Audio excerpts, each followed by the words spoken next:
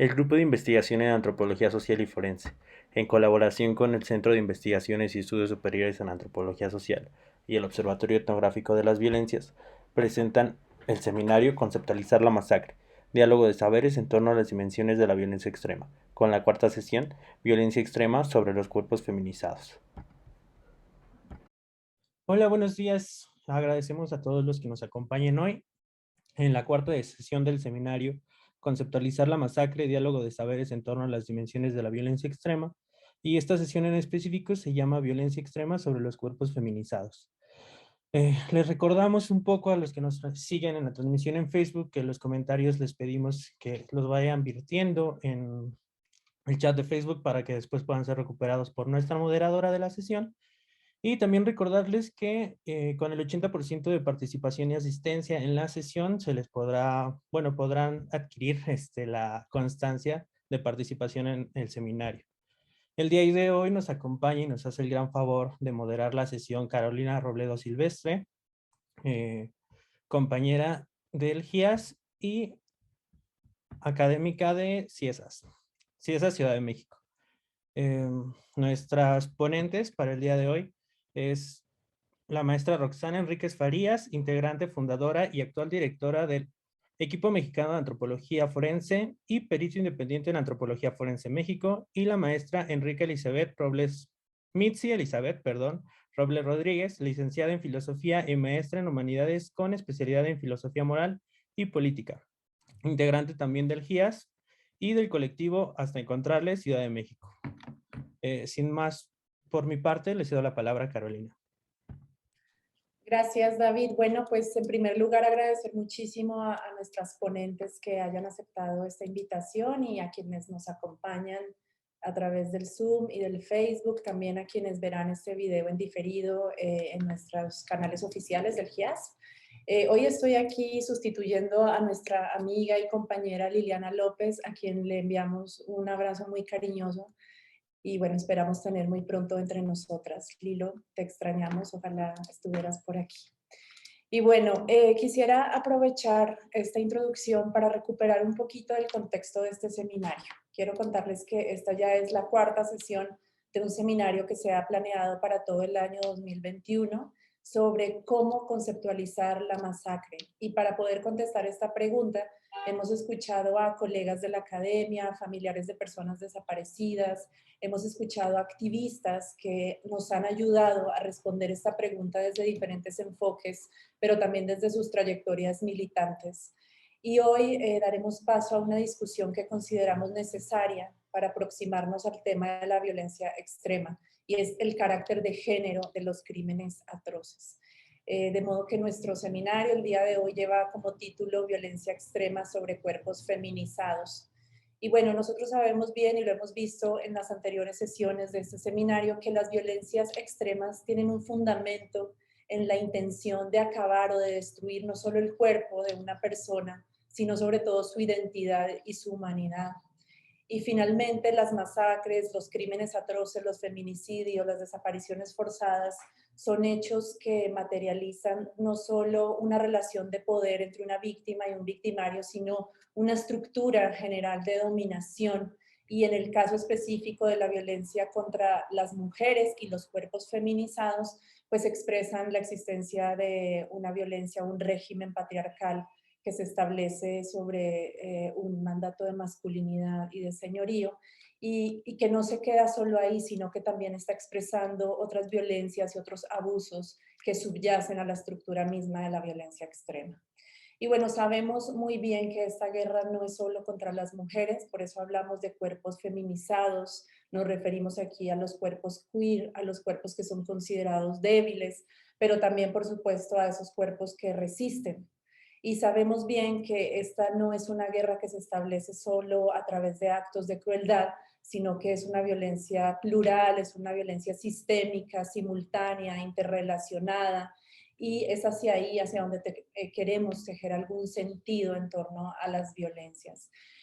Solo para recuperar algunos datos que seguramente las ponentes podrán profundizar más adelante, pues hay que decir que en México al menos 10 mujeres son asesinadas cada día, La mitad de ellas son asesinadas por sus parejas o familiares cercanos. 3/4 partes de estos feminicidios son cometidos con armas de fuego o con estrangulamiento. Y cuando nosotras estábamos imaginando cuál iba a ser la reflexión de este seminario, sabíamos que era muy importante una perspectiva de género y feminista para mirar este tipo de actos crueles, pero también interdisciplinaria. Por eso invitamos a una filósofa y a una antropóloga física, arqueóloga, que trabaja con la materialidad de las violencias. Y nos preguntábamos sobre casos muy específicos donde son hallados cuerpos de manera masiva. Pensábamos en la masacre de Cadereyta, donde también fueron encontradas mujeres migrantes además, en las fosas de San Fernando, Tamaulipas, pero también recuperábamos Ciudad Juárez y en tiempos más cercanos Guanajuato, Oaxaca, lugares en donde hay una expresividad cruel en la manera en cómo se destruye la vida de las mujeres. Y nos preguntábamos si era posible hablar allí de masacres, si el concepto quizá de femigenocidio que ha sido acuñado por Rita Segato para pensar Ciudad Juárez es vigente, es explicativo, es suficiente. Y también si es potente en términos políticos y cómo puede ser usado, cómo puede ser aprovechado para la judicialización de estos casos. Entonces, pues todas esas preguntas también se las propusimos a nuestras ponentes y ellas van a intentar responderlas desde sus puntos de vista. Sobre todo intentando superar la necropolítica del feminicidio. No queremos quedarnos en el conteo de las muertes, sino que queremos tejer un poco de sentido sobre estas violencias. Entonces, bueno, para empezar quisiera presentarles a nuestra primera ponente. Ella es integrante del GIAS, es la maestra Mitzi Elizabeth Robles Rodríguez. Es licenciada en Filosofía y maestra en Humanidades, con especialidad en Filosofía Moral y Política. Es estudiante del doctorado en Humanidades en la UAM Coajimalpa. Sus líneas de investigación son la desaparición de personas en su problematización semántico-ontológica y como dispositivo de control sociopolítico y económico.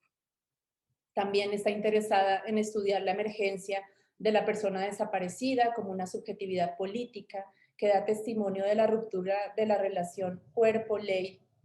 Mitzi impulsa procesos sociales y políticos de impugnación de la memoria, y entre sus temas de interés actuales se encuentran el estado de excepción y los derechos fundamentales, la biopolítica, el biocapitalismo y el necropoder.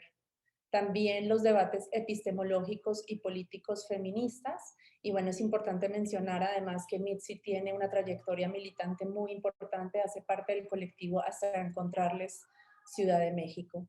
Y hoy nos va a compartir una reflexión muy interesante a partir de un enfoque filosófico sobre los feminicidios. Así que, pues sin más, le damos la bienvenida a Mitzi, un agradecimiento por estar aquí y la palabra. Adelante, Mitzi. Hola, muchas gracias a todas, a todos por la invitación. Para mí es muy importante abrir esta discusión, sobre todo porque considero que es muy importante hacer como un análisis amplio de qué es lo que hemos dicho respecto a la violencia feminicida, la violencia extrema que justo como mencionaba Carolina, se ejecuta sobre los cuerpos feminizados. ¿Y qué es lo que nos falta mirar quizás con mayor tiento, con mayor detenimiento para ampliar nuestra comprensión del problema? Justo mi punto de partida, cuando yo imaginaba qué era lo que podíamos compartir en este seminario, mi punto de partida era el concepto de femigenocidio que a propósito menciona Carolina, de Rita Segato, porque me parece que más allá, digamos, de la disputa que pueda haber en términos de tipificación jurídica del delito que se comete en contra de las mujeres o los cuerpos feminizados, es importante ver cuáles son los elementos que estructuran justamente esos tipos de violencias y también cuáles son los dispositivos que permiten de alguna manera u otra que se afiancen las narrativas, las retóricas que legitiman las condiciones de impunidad en que permanecen los crímenes cometidos en contra de niñas, mujeres y cuerpos feminizados. Para mí es muy importante pensar justamente este tipo de violencia como un eslabón de la violencia extrema de la que hemos sido testigos en las últimas, por lo menos las últimas 2 décadas, en México y en la región latinoamericana.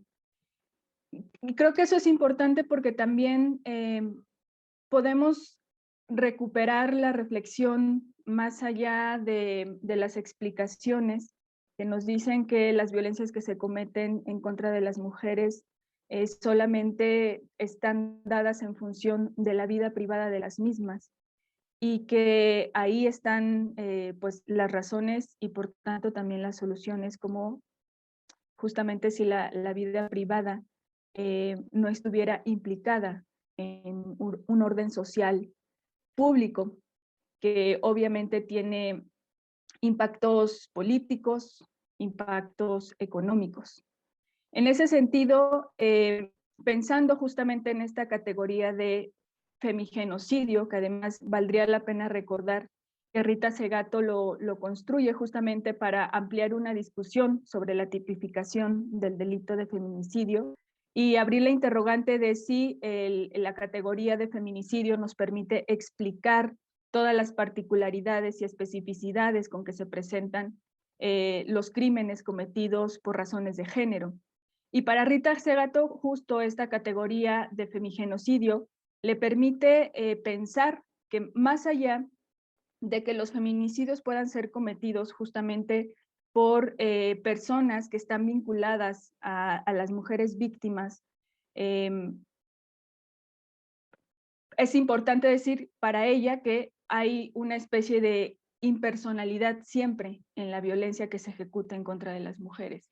Es decir, que justo las relaciones de poder que hay entre hombres y mujeres, eso abre ya de alguna manera una distancia que tendría que hacernos preguntar si acaso la violencia que se comete tiene otro tipo de parcelas, de pisos que tenemos que mirar más allá de las razones de la vida privada. No sé, si mi video veo que se está deteniendo, solamente quisiera que me dijeran si me escuchan bien. Sí, te escuchamos muy bien, Mitzi. Perfecto, gracias. En ese sentido, yo hace tiempo que llevo reflexionando justamente las narrativas que se construyen alrededor de la violencia extrema y pensaba qué era lo que alrededor de los crímenes que se cometen en contra de las mujeres y los cuerpos feminizados explica justamente las razones y las formas en cómo se ejecutan. Y de pronto me asaltó, mientras estaba construyendo, me asaltó una nota que salió en pie de página el 27 de mayo del 2021 y que a mí me llamaba mucho la atención, porque justamente el encabezado decía, no, Antonio N., el primer feminicida serial que no fue detenido por casualidad. Me pareció pues muy sugerente el título que llevaba esta nota, porque justamente lo que a mí me permitía ver sin haber leído el contenido era que pues de alguna manera había un constructo comunicativo y discursivo en la manera en cómo se van presentando justamente los crímenes cometidos por razones de género. Y a partir de ahí, todo lo que podemos entender o no de los mismos. Claro, esta nota surge justamente después de que hubo toda esta emergencia mediática sobre el llamado feminicida de Tlalnepantla, ¿no? que ha sido un caso que ha estremecido muchísimo, como otros muy recientes que han estado de alguna manera mostrándonos los niveles de crueldad al que pueden ser sometidos las mujeres en un país como México, pero que no, justamente estas narrativas no nos permitían entender qué era lo que estaba detrás y por qué esta nota, por ejemplo, que habla de un feminicida serial que no es detenido por casualidad, sino porque hubo una investigación de fondo que permitió conectar casos de mujeres desaparecidas y asesinadas, y que fueron posibles casos que al final se comprobaron y se vincularon a una misma persona, a un mismo sujeto. ¿Y por qué en otros casos lo que llama la atención es justamente esta dimensión comunicativa que desde mi punto de vista he desde hace tiempo vinculado justamente con esta idea de la espectacularidad de la violencia, ¿no? y que al final de cuentas se convierte en un hilo de interpretación de los hechos, de los acontecimientos que quizás nos distancian de las realidades que tendríamos que estar mirando. Y que son justamente estos parangones de la manera en cómo se presentan las notas periodísticas, en donde se construyen imágenes y categorías lingüísticas, representaciones lingüísticas, que nos hacen pensar que las personas que cometen estos crímenes están más allá de la condición humana que todos y todas podemos considerar como reconocibles, ¿no? Y recordaba justamente esta categoría que se le dio a un feminicida serial reciente en Ecatepec, en el Estado de México, y que se le nombró el monstruo de Ecatepec. Entonces, en esta lógica quisiera yo compartirles un primer esbozo de una reflexión que estoy justamente construyendo a propósito de la idea de espectacularización y regímenes de invisibilidad que surgen a partir de que se comunica un crimen de género cometido en contra de mujeres o de personas que han sido brutalmente asesinadas justamente porque se les asocia, sus cuerpos son asociados con lo femenino, con la vulnerabilidad estructural que de alguna manera supone el cuerpo femenino. Voy a dar paso a la lectura rápidamente de unas notas que preparé para poder tener material para discutir. Contra la narrativa llana de los asesinos seriales, solitarios y con problemas atribuidos a patologías consideradas psicológicas o psiquiátricas, y la superación de las interpretaciones que avalan los condicionamientos biológicos para explicar la violencia o las violencias, resulta pertinente insistir en los análisis que enfatizan las razones estructurales de las mismas y los dispositivos que permiten afianzar la producción y reproducción de la violencia extrema. Como dice Rosana Reguillo, y la cito, la violencia como acto implica o supone un complejo sistema de jerarquías ya establecidas o por establecer, en una disputa en constante definición. Toda violencia está sustentada en la capacidad, o más precisamente, la habilidad de sujetos competentes, conscientes y sensibles que buscan alterar la realidad o el curso de los sucesos a través del uso de métodos, mecanismos o dispositivos violentos a fin de obtener ciertos resultados que se insertan en la racionalidad que comanda el sistema de acción de las violencias sociales.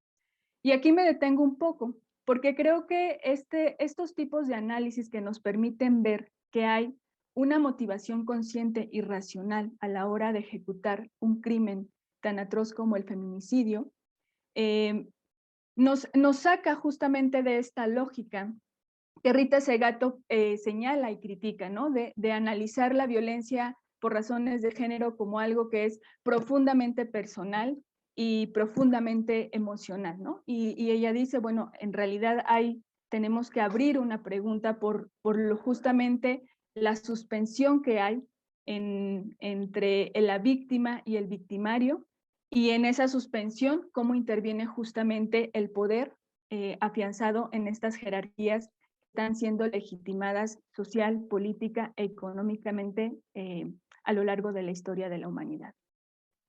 Tales violencias sociales también forman identidades, ofrecen lugares de reconocimiento y sirven como canales de sentido frente a contextos de incertidumbre, en donde las dinámicas y los vínculos sociales se encuentran difusos. Justo por eso yo empezaba diciendo esto, ¿no? La manera en cómo se empieza a nombrar el crimen que comete una persona en contra de una mujer, justamente lo que hace es construir identidades generar estos lugares de reconocimiento que quizás resultan de manera instantánea o momentánea como espacios de fuga para enfrentar algo que es en sí mismo ominoso y que probablemente no es tan fácil de nombrar ni asimilar.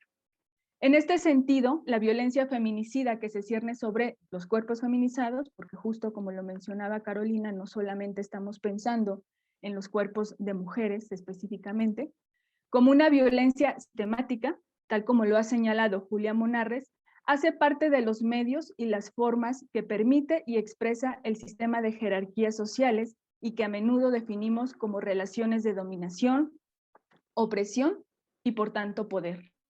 Relaciones tales que se preservan a través de la destrucción corporal y de la condición humana. En este caso, el género es el eje para comprender esto que mencionamos. Por ejemplo, para Rita Segato, las formas de dominio enraizadas en un orden social heteropatriarcal son sexual, bélica, intelectual, política, económica y moral. De esta manera, la violencia en contra de las mujeres y los cuerpos feminizados escapa de la privatización del género, es decir, está más allá de la explicación de que la víctima y el victimario tienen una relación privada o personal. No se ejecuta solo en los ámbitos privados. Por eso consideramos importante pensar en la violencia en contra de los cuerpos feminizados y las mujeres como un eslabón de la violencia extrema. Esta nota de la que yo les hablaba al inicio, en donde se señala la detención del primer feminicida serial que no fue detenido por casualidad, creo que nos permite abrir una discusión sobre la distinción que ya apuntaba justamente Rita Segato, ¿no? Para Rita Segato, justo la destrucción del cuerpo de las mujeres o feminizados con exceso de crueldad, la tortura hasta la muerte, la denigración e incluso el borrado de cualquier vestigio de existencia, como la desaparición, son una realidad a la que el discurso jurídico tendrá que adaptarse, ¿no? Es decir, no es el discurso jurídico lo que va a definir o determinar las condiciones de categorización del crimen, sino al revés. Deberá acatar su contundencia y otorgarles estatus de existencia a las víctimas reales y potenciales. En este mismo sentido, la misma Rita Segato habla de una violencia feminicida que es impersonal y masiva. Justo es lo que a mí me llama la atención. Que da cuenta de aquella violencia sistemática que no se sostiene sobre el criterio que indica algún vínculo personal o directo entre las víctimas y los victimarios, sino que se trata de mirar la proliferación de la violencia feminicida más allá de los confines de las relaciones privadas. Incluso, ¿no? Incluso dice Rita Segato, incluso cuando se trata de feminicidios cometidos dentro de vínculos cercanos, es importante mirar como este nivel de impersonalidad que se teje justo y a propósito de las relaciones jerárquicas que los sustentan o las avalan. También es importante mencionar que en esta deliberación de cómo nombrar lo que está pasando, de los crímenes que están pasando, que se están cometiendo por razones de género, es importante ver lo que pues, Rita Segato llamaba como voluntad de indistinción. Es decir, pensar que todos los crímenes se cometen de la misma manera y por las mismas razones, y no mirar justamente que esta violencia expandida se comete por razones estructurales que no necesariamente están asociadas a razones como comúnmente se les denomina razones pasionales, o que no están relacionadas con traumas o patologías de un sujeto específico, sino de estructuras justamente que constituyen y construyen órdenes sociales en los que estamos insertos e insertas. Entonces, ¿cómo se definen o cómo se representan los crímenes cometidos por razones de género? Y es aquí en donde yo empiezo a esbozar esta idea de la imagen, la representación, que puede ser gráfica, pero que también es una representación lingüística de la violencia extrema sobre los cuerpos feminizados. Guy Debord nos ayuda a establecer pautas de discusión para encontrar el sentido de lo que hoy en día se difunde, pero no se explica. Y cito a Debord: el espectáculo en general, como inversión concreta de la vida, es el movimiento autónomo de lo no viviente. Fin de la cita. El tiempo actual tiene un amplio parangón con esta idea. En gran medida, nuestra sociedad parece estar anclada en una reproducción espectacular que de igual modo genera mediaciones claras entre las dinámicas sociales que nos son constitutivas. El feminicidio, la violencia extrema ejecutada sobre los cuerpos feminizados como parte de un fenómeno sistemático, es atraída por los marcos de la espectacularización. Para Debord, lo que se mira es una distorsión de lo real. En efecto, un ver sin ver, una mentira. La idea del espectáculo como catalizador de una mentira sobre aquello que mentamos como real. En las lógicas de la reproducción capitalista y, por tanto, de las sociedades del espectáculo, es decir, de las sociedades de magna reproducción, de trastorno y de contacto, están adheridos mecanismos que también forman parte de los procesos de acumulación y consumo. La violencia, en sus diferentes manifestaciones, forma parte de tales mecanismos. La violencia feminicida forma parte de tales mecanismos. Pero no solo eso, la violencia, todas las imágenes y representaciones gráficas y lingüísticas que se generan como producto, se objetivizan, se sensacionalizan y se comercializan. Y aquí estamos de acuerdo con cuando Debord dice que bajo todas sus formas particulares, información o propaganda, publicidad o consumo directo de entretenimiento, el espectáculo constituye el modelo presente de la vida social dominante. La forma y el contenido del espectáculo son idénticamente la justificación total de las condiciones y de los fines del sistema existentes. Entonces, preguntamos, ¿qué miramos, de qué modo y para qué cuando se comete un crimen de género? La narrativa espectacularizante de la violencia feminicida está anclada a la construcción de personajes que se presumen disociados de las demandas que hacen posible la integración social. Ya lo decíamos al inicio, por ejemplo, esta narrativa que se construye alrededor del monstruo de Catepec, el llamado matanovias, el asesino serial de Atizapán, etc. Notas que se hiperreplican, se difunden para luego diluirse. A decir de George D.D. Huberman, la reproducción de la violencia se ofrece como una legión que opera desde el control mediático de la masificación de las imágenes y representaciones, o en caso contrario, su disminución. De la minusía o la demasía depende la censura o la destrucción del sentido de la representación. Por eso, nos dice Huberman, destruir y desmultiplicar son las formas de volver invisible una imagen. Cuando yo les decía que a mí me llamaba la atención la nota en donde se da cuenta de la detención del primer feminicida serial por haber iniciado una investigación que se había a propósito, que se había iniciado como parte de la desaparición de una mujer. A mí me llamaba la atención que no había sido una nota que se hubiera replicado tanto como cuando se comunica un crimen de género con estas dimensiones sensacionalistas. Y creo que tiene que ver con esto, ¿no? Con esto que Huberman llama como minusía o disminución del contenido de la representación, ¿no? Que es justamente la pregunta de qué miramos, cómo miramos y por qué.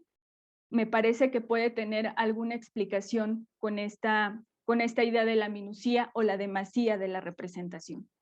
La idea de la representación desgarrada justamente que propone Huberman nos parece fundamental para entender que a simple vista no parecen tener una finalidad clara y que por el contrario se convierten en parte de una dinámica cosificadora que transforma a las representaciones de la violencia feminicida en un objeto que se comercializa.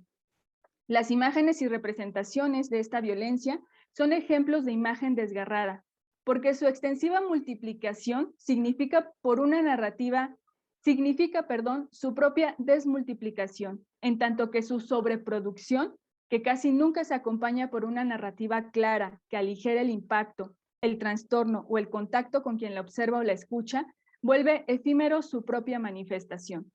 Ante las imágenes de la violencia feminicida, las representaciones lingüísticas, a menudo de muertes violentas y muy crueles, lo que experimentamos es algo que nos extraña y que es difícil de reconocer como parte de nuestro entorno cotidiano, Quizás por eso se fortalece la idea del espectáculo como deformación de lo que de hecho acontece. Por lo general, la reproducción en demasía evita la mirada que implica y que, según Huberman, es necesaria para poder lograr una explicación o correspondencia ética frente a los sucesos que nos representan. Porque en el fondo, con la reproducción lo que se pone en juego es, por un lado, la capacidad interpretativa de lo que se mira y la condición ética desde la que se mira. No solo el mismo conocimiento, dice Huberman, conoce también sus momentos de emoción, sino que incluso algunas cosas, es decir, las cosas humanas, solo son susceptibles de interpretación y de explicación mediante el necesario camino de una comprensión implicativa, de un asirse a sí mismo, de una presión casi táctil de los problemas considerados. El sensacionalismo con que se difunde y comunica la violencia feminicida, nutrida por acontecimientos violentos, desbordados, no persigue una narrativa objetiva de los acontecimientos. En cambio, en una simplificación del hecho que apela solo al sobreimpacto, al shock emocional frente a la clásica imagen indicial que no pretende generar imaginación y conceptos sobre lo que se ve, ¿acaso solo estremecimiento? Un estremecimiento que en cuanto se produce, vende y se disuelve. Frente a las imágenes o las representaciones de esta violencia, la experiencia y al mismo tiempo la interpretación de quienes ocupamos ambiguamente el lugar de espectadores, se finca en principio desde los contornos del horror. El horror que al mismo tiempo que nos paraliza ante lo inhumano de la violencia, o lo que llamamos inhumano de la violencia, porque ahí también tendríamos necesidad de abrir una discusión, nos provoca una sensación de repulsión y negación respecto a lo que se atestigua. Una realidad que parece que, como dice Julia Kristeva, si se reconoce, aniquila. Como no nos sabemos capaces de contener y resolver la catástrofe de la violencia feminicida, el miedo es nuestra única salida y nuestra respuesta es justamente nuestra deriva hacia el consumo, paradójicamente, de la comunicación sensacionalista de la misma. Desde el horror se teme y se repugna, o bien, como dice Susan Sontag, lo espeluznante nos induce a ser meros espectadores o cobardes incapaces de ver. Al menos este es el principio de nuestras propias reflexiones e interpelaciones sobre lo que producen los crímenes de género y que no necesariamente, o más bien lastimosamente, no tiene que ver mucho con las explicaciones que nos permitirían no solo comprender, sino también asistir a caminos de respuesta, de prevención y abrir parcelas de justicia contra los crímenes de género, contra los crímenes que se convierten en crímenes atroces sobre los cuerpos feminizados. Y para terminar, solamente recordar justamente a propósito de la propuesta de Rita Segato sobre el femigenocidio, recordar que es importante asistir a la reflexión sobre la violencia feminicida por el principio de distinción. Reconocer las especificidades de las violencias nos permite también de alguna manera saltar o escapar de las trampas discursivas o narrativas que muchas veces nos encierran en el ámbito privado sin comprender todas las estructuras que están implosionando detrás de este tipo de violencias. Muchas gracias. Pues muchísimas gracias a ti, Mitzi. Creo que abres una profundidad analítica que va a servir mucho para nutrir este seminario. Y bueno, yo quisiera simplemente como retomar algunos elementos de tu exposición que nos podrían servir más adelante para profundizar. Creo que es súper relevante que hayas retomado una dimensión comunicativa de la violencia. Sabemos bien que los feminicidios, las desapariciones forzadas y en general la violencia extrema tiene una función expresiva muy importante, pero también el lenguaje que usamos para nombrar esas violencias la tiene y es performativa y configura relaciones y sobre todo configura relaciones de poder. Más adelante sería interesante quizá que nos comentaras un poquito sobre el método con el que estás haciendo este análisis. Y bueno, me parece también bien interesante que hayas retomado la idea del femigenocidio porque finalmente es lo que nos permite recuperar la dimensión pública y política del crimen que se comete contra las mujeres, aunque se cometa en el espacio privado. Y esto, digamos que ha sido parte del análisis del estudio de las masacres en este seminario, porque permite como salirse y destruir, si se quiere, la perspectiva de género que se ha convertido como en un gueto, ¿no? Que ha sido también muy opresiva y que no permite ver la interseccionalidad de esas violencias. Y quizá tú más adelante también nos puedas ampliar un poquito cómo se interseccionan estas violencias extremas con las violencias económicas, porque sé que trabajas y eres militante en el Estado de México, en las zonas marginadas, en donde los crímenes se han cometido con mucha crueldad y mucha masividad, y quizá podríamos explorar un poquito esa intersección entre violencia de género y violencia económica. Y bueno, creo que hay mucho que decir sobre la figura del perpetrador y en México estamos en deuda, ¿no? Con esos análisis y con darle profundidad a entender quiénes son las personas que cometen estos crímenes. Me parece que ya las feministas en las calles, en sus tomas, han sabido muy bien tejer en torno a esta figura cuando pintan en los muros grafitis como no está enfermo, es un hijo sano del patriarcado, que nos dejan ver claramente que esa narrativa patológica, psicologista, del monstruo que tú mencionas, del enfermo, esta idea de que los feminicidios son una epidemia, un brote, pues en realidad creo que es una manera también muy sutil de desorientar la responsabilidad sobre los crímenes. ¿Quiénes son responsables de estos crímenes? ¿No? Finalmente, no nos permite ver cuál es la estructura que está favoreciendo y que está permitiendo que estos crímenes ocurran.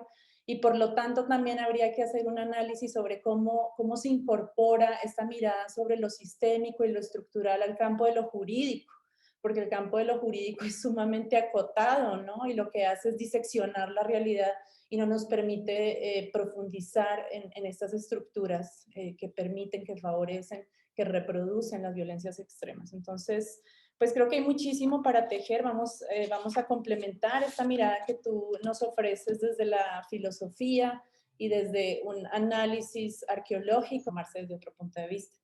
Y me parece aquí también bien interesante que hayas hecho en tu análisis, estos análisis que recuperas de los feminicidios en Ecatepec y en Ciudad Juárez, la mirada sobre el territorio, ¿no? Tú además retomas, creo que dos espacios que tienen mucho en común, Ciudad Juárez, Ecatepec, pues son lugares donde ha habido una explosión de la maquila, donde el cuerpo feminizado también es explotado económicamente, ha habido una explosión urbana desorganizada, y creo que eso no es una casualidad y me parece bien interesante retomar esta relación entre el cuerpo y el territorio, que además es un concepto que ha sido operacionalizado por la epistemología feminista y ha sido muy útil, ¿no? Esa relación cuerpo-territorio, porque nos permite también entender que la extracción del valor de la vida de los cuerpos individuales coincide con la extracción del valor de los territorios, de sus recursos naturales, de las poblaciones que están allá asentadas. Entonces, bien interesante cómo recuperas esa mirada sobre el territorio.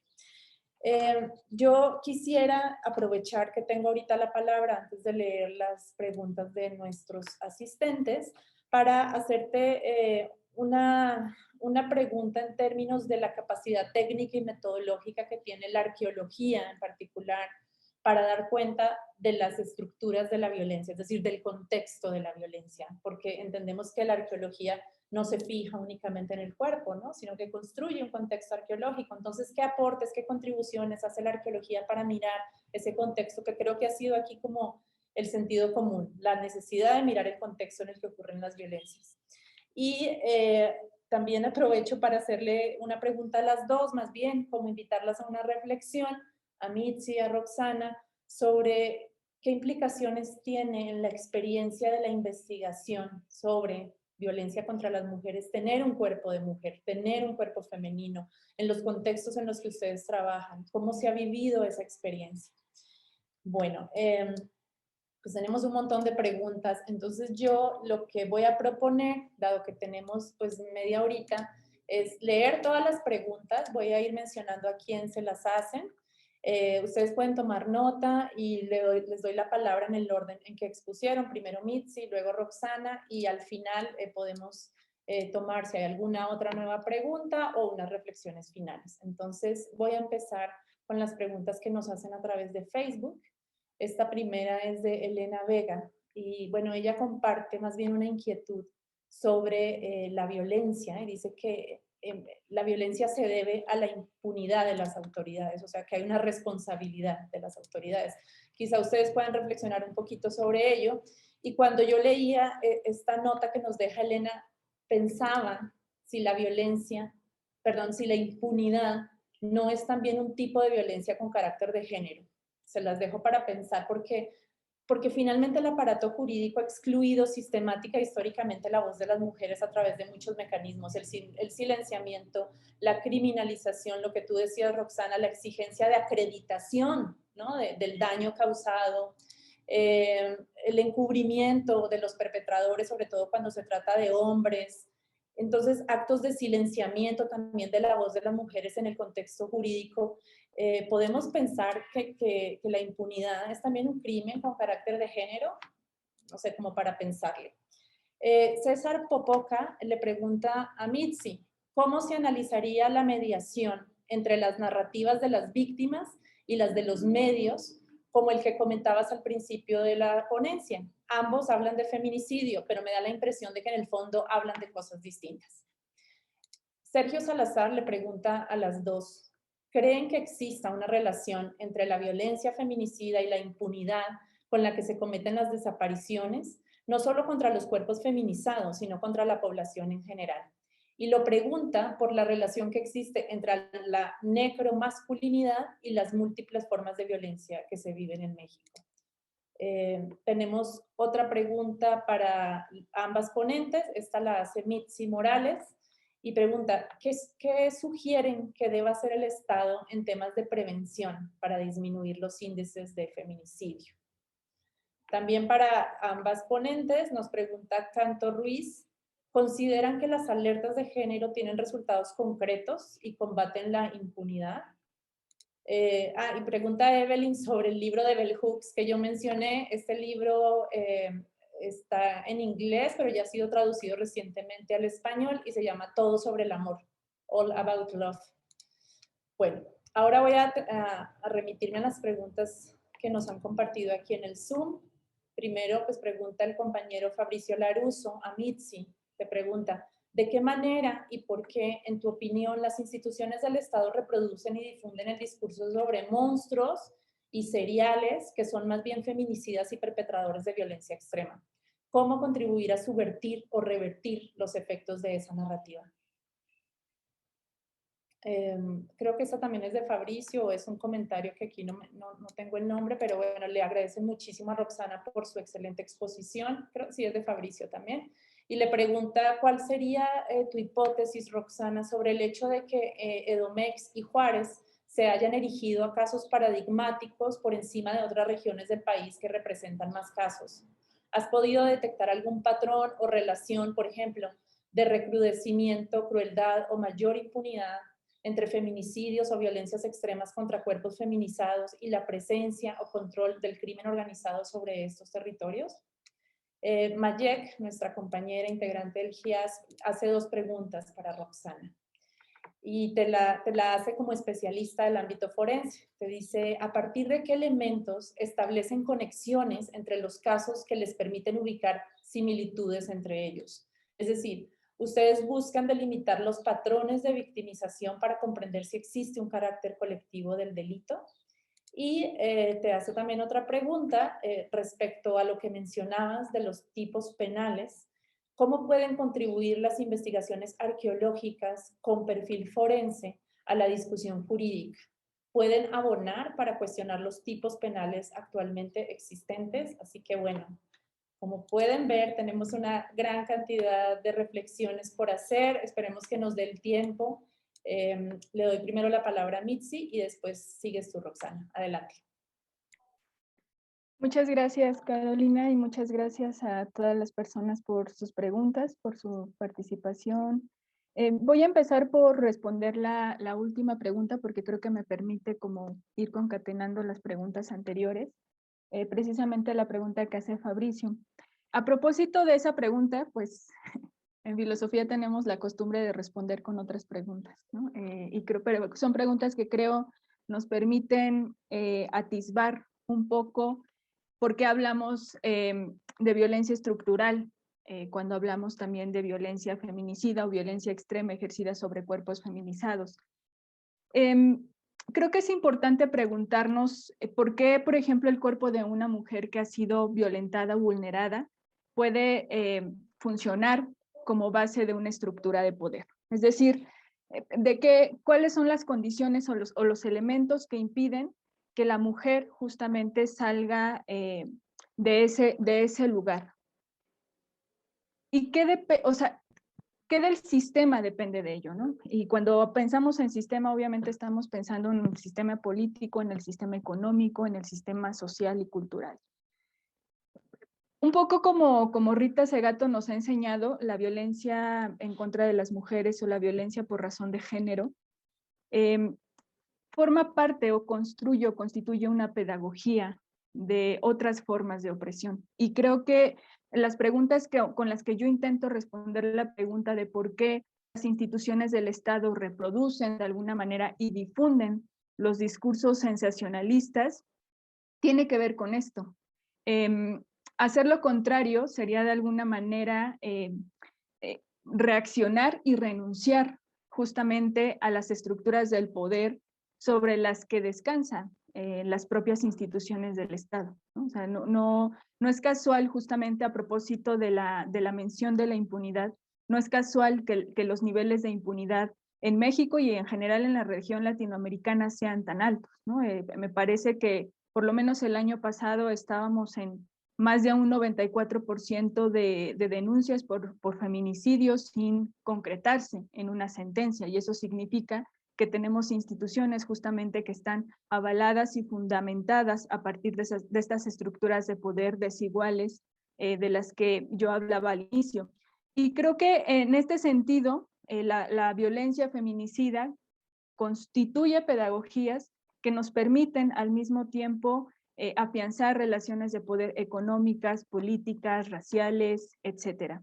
Pero también creo que las instituciones del Estado sería pues ingenuo no decirlo, también están de alguna manera direccionadas por proyectos políticos y económicos que históricamente se han afianzado a partir de la instrumentalización de la violencia, y que de alguna manera esto que nosotros siempre tratamos de denunciar como indiferencia, omisión o negligencia, en realidad opera como una racionalidad de las propias instituciones del Estado, ¿no? O sea, muchas veces en los propios procesos de acompañamiento que nosotras damos, nos parece, y es una pregunta que tenemos siempre constantemente, ¿no? O sea, ¿realmente hay falta de voluntad a la hora de ejercer acciones de justicia frente a las denuncias de crímenes cometidos por razones de género? Y muchas veces nuestra respuesta es no, hay una racionalidad que está ahí operando,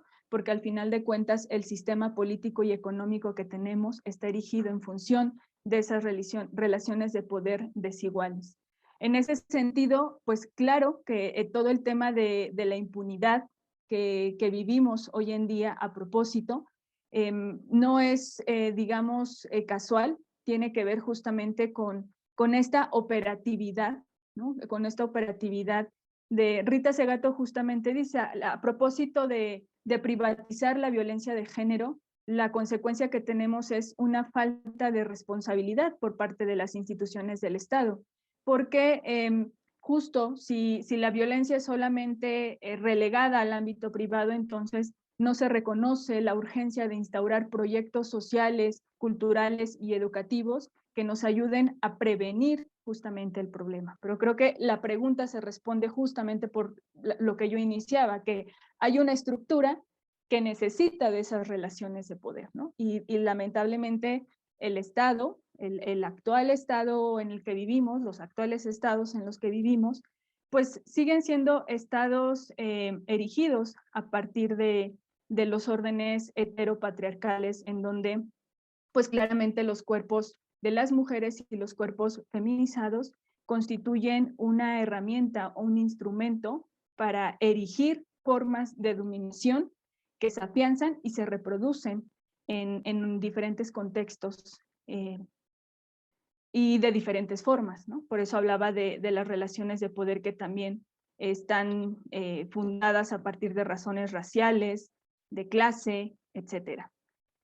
También quisiera como justo mencionar, a propósito del comentario que hacían sobre la alerta de género, me parece que las alertas de género son siempre súper necesarias porque en primer lugar son un reconocimiento social y político de las condiciones de vulnerabilidad en que vivimos las mujeres en un país como México.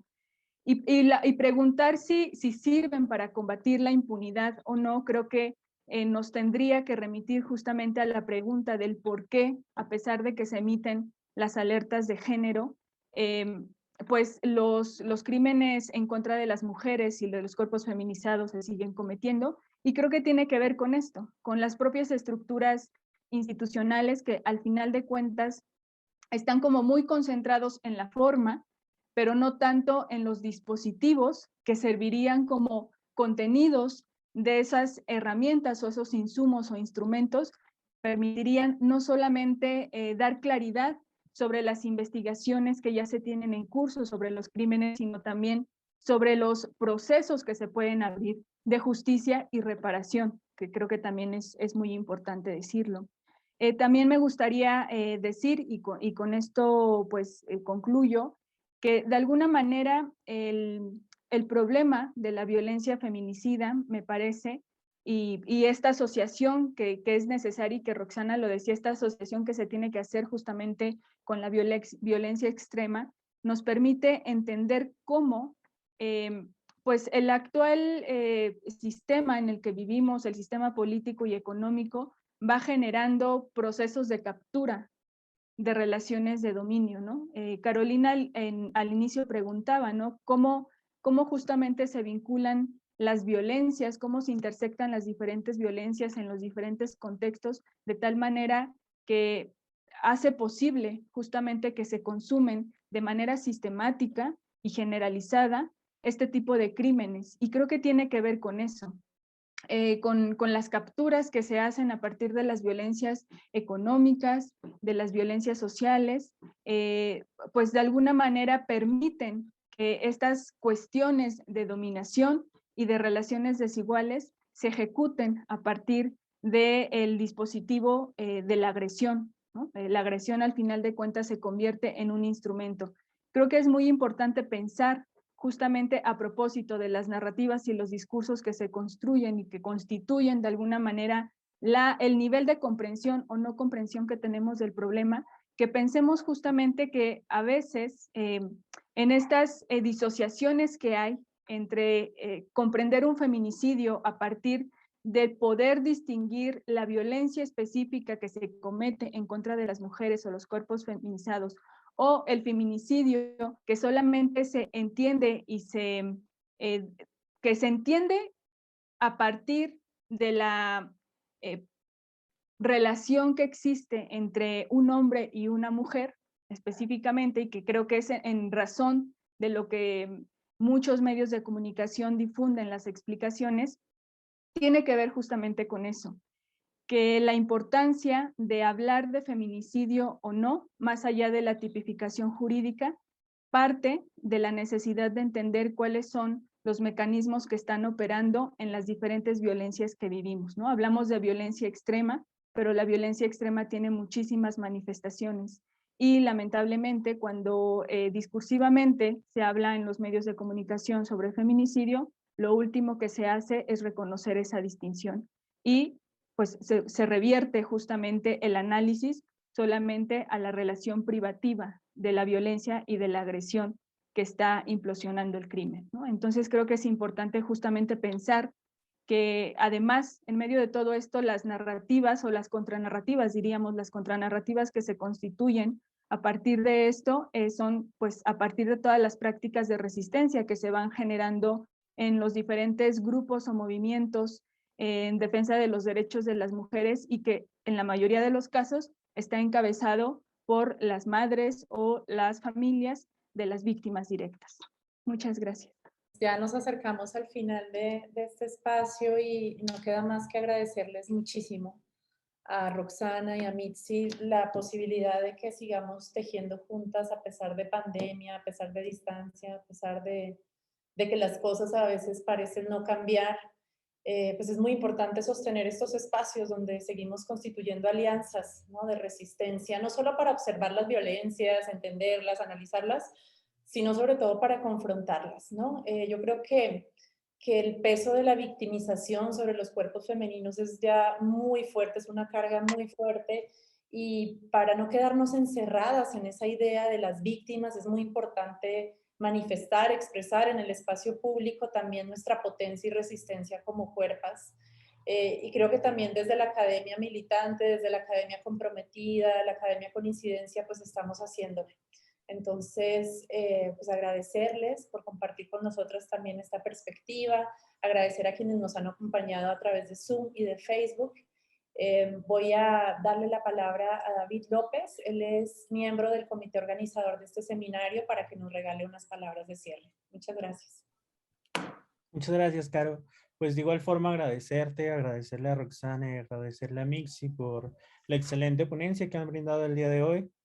Recordarles a quienes nos están siguiendo desde Facebook y acá en Zoom que ya vertimos la liga para su registro. Insistimos en que si tienen interés con tener la constancia de asistencia al seminario, con el 80% de las asistencias adquirirán la constancia. Y bueno, recordarles que la siguiente sesión, o más bien anunciarles que para la siguiente sesión está preparada para el 24 de septiembre. Y bueno, el tema será justamente sobre inmigrantes, la frontera, lugar de violencia y masacre, ¿no? Pensando cómo la violencia extrema a partir de la masacre pues ha tocado muchas veces los cuerpos de los migrantes. Esto sería todo por nuestra parte y les agradecemos a todos su participación el día de hoy.